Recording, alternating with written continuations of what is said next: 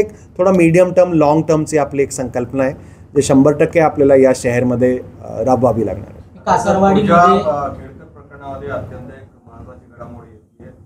आपल्याकडे जे त्यांना अपंगाचा दाखला दिलेला आहे त्यावर बरेच प्रश्नचिन्ह निर्माण झालेले. तुम्ही चौकशी केलेली आहे का संबंधितांची आणि काय अहवाल पाठवला? या संदर्भातला कमिशनर डिसेबिलिटीने कलेक्टर पुणेला एक पत्र लिहिला होता आणि कलेक्टर पुणेने तो पत्र YCM, Sassoon hospital, on civil hospital आणि आमच्या हेल्थ डिपार्टमेंट आणि PMCचे हेल्थ डिपार्टमेंट त्यांना सर्वांना एक पत्र असा इश्यू करण्यात आला होता की जर काही सर्टिफिकेट वगैरे इश्यू करण्यात आले असेल तर त्यांची सत्यतेची पडताळणी करून अहवाल पाठवण्यात यावा.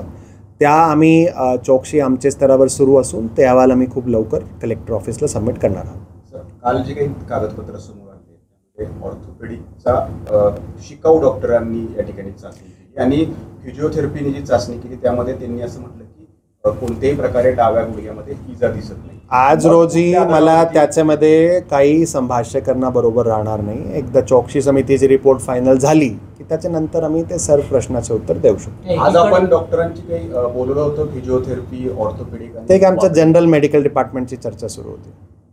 एकीकडं राजेंद्र वाबळे म्हणतात की आमची चौकशी झालेली आहे, डॉक्टर निर्दोष असल्याचं त्यांनी म्हटले आणि नियमानुसार त्यांना सर्टिफिकेट दिल्याचं म्हटले आणि तो अहवाल तुमच्याकडे सबमिट केल्याचं म्हटलंय.